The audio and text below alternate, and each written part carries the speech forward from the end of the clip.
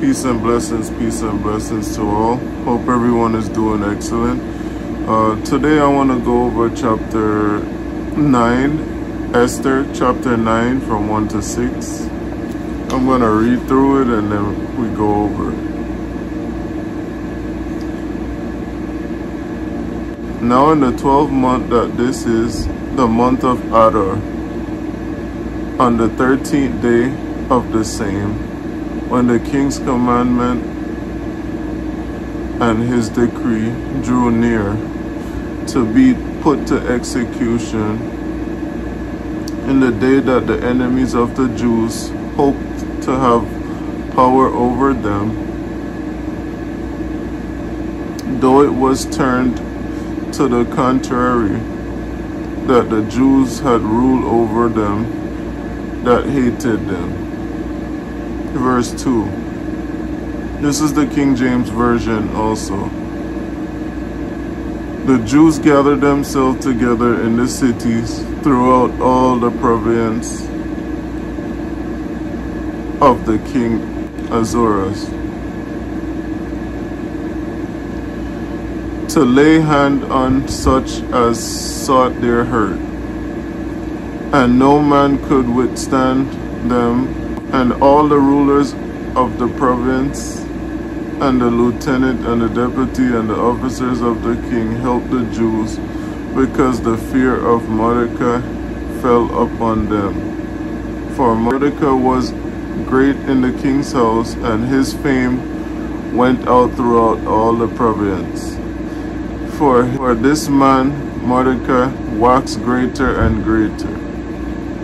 So Mordecai was like a guy that speak on behalf of the Jews, and he was a Jew also, and there was servants in the king's house, and Esther had a connection with the king, so it was by her word that they didn't harm Mordecai.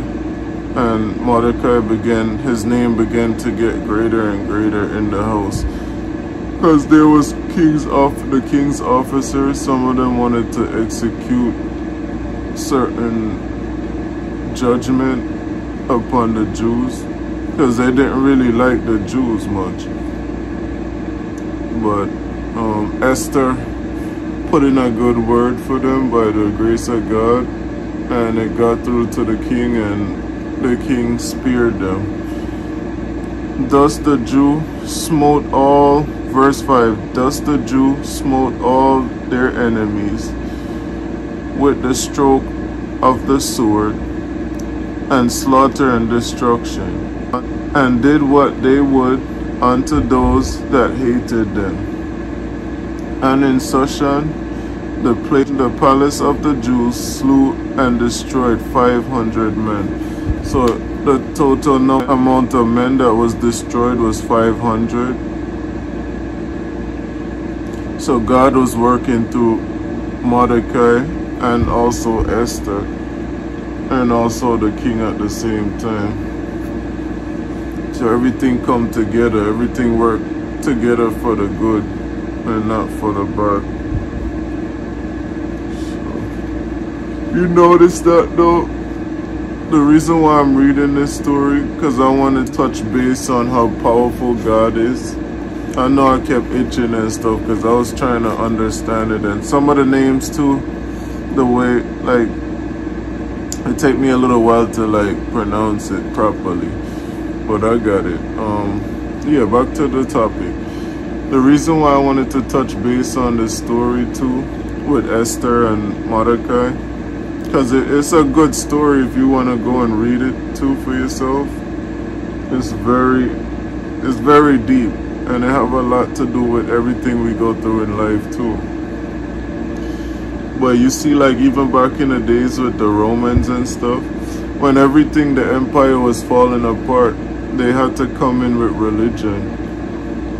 Because religion was the only thing that was keeping the families together. Everybody was against each other. But you ever notice, is it just me that noticed this? Like whenever you do bad things and you keep doing bad things, it only create more and more confusion and pride, because everybody actually divides us more. But when you're dealing with something positive, something godly, something of God through Jesus, you notice like it keeps things more together, like as one big family, one big unit. I noticed that. So it's not just to keep things united, but we should always put God in everything. Because just like we'd never underestimate a person, we should never underestimate God. Because God is an awesome God. And He deserves His credit. And I just wanted to touch base on that. Because it's a very symbolic thing. And you see, everything happened on the 12th month and the 13th day. So 12 represents a lot of things too, you know. 12 is a very symbolic number. And I noticed even when God parted the Red Sea with Moses and them, they took 12 stones out of the sea. And they represent the 12 tribes of Israel. Excuse me. It represents a lot of things. And the number 13 too is symbolic, because it was 13 disciples. And you know, it's a powerful number. And if you add 1 plus 3, it gives you 4. So it represents the 4 corners of the earth. And also get deeper than that. Same thing with the number 12. You get 3, which is the Trinity, the Holy Trinity.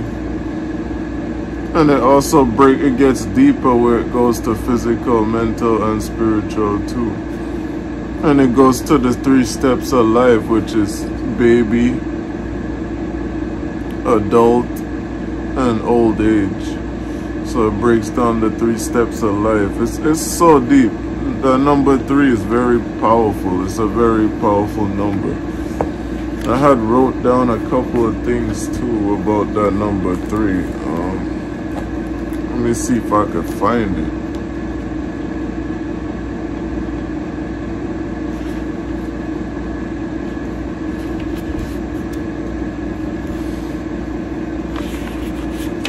Usually I memorize these things, but there's just so much going on in my head nowadays.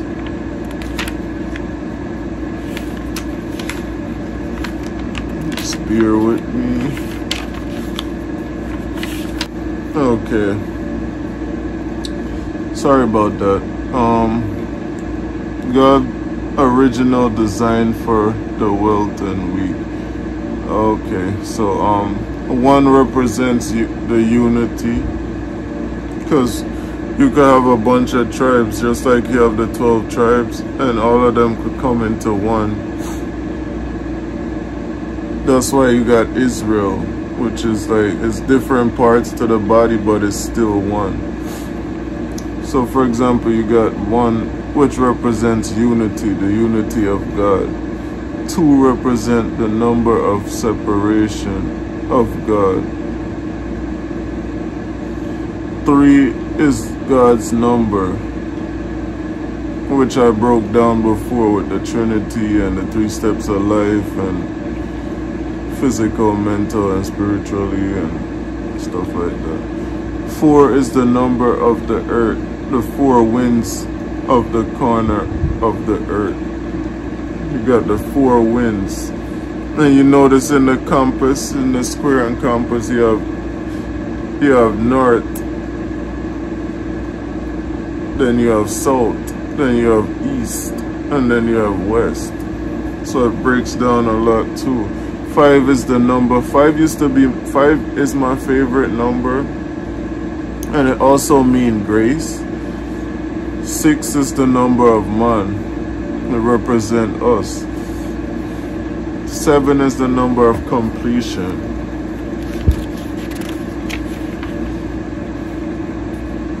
So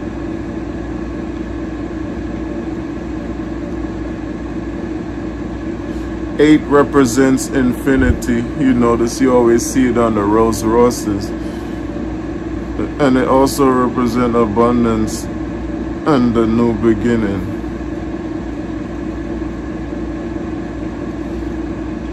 So I'm gonna stop there. But hopefully you guys understand what I'm trying to say. With God, we could do all things. Without God, we could do nothing. It's just a matter of time before our own actions tend to catch us up to us. So it's better to, God is a big God. You want to keep him in everything we do. As long as we keep him in everything we do, your chances of failing are very slim. You might not even fail at all. And if you do fall, you're going to get back up so swift. It's like you never fell. You know what I mean? So my brothers and sisters, I suggest, let's do the right thing. Let's abide in God and make things the way it ought to be. I thank God for life. Thank him for everything. He's my everything. The very breath I breathe, the blood that flows in my veins, the strength that I have. Because you notice as you get older, your strength tend to dry up, you know. That's why they said the glory of an old man is the whiteness of his hair.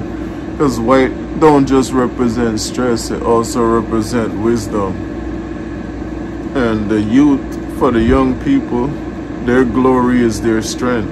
How strong they are when they feel so superb in a young age. So life is so precious. Just gotta cherish it, like I said, every minute, every second, every hour, everything. Just gotta take it all in. So with that being said, guys, I love you guys. Hopefully this word was a blessing to you. Subscribe, share, like the video, comment down below, let me know, and God bless you, and I'll see you guys in the next video. Peace out, take care.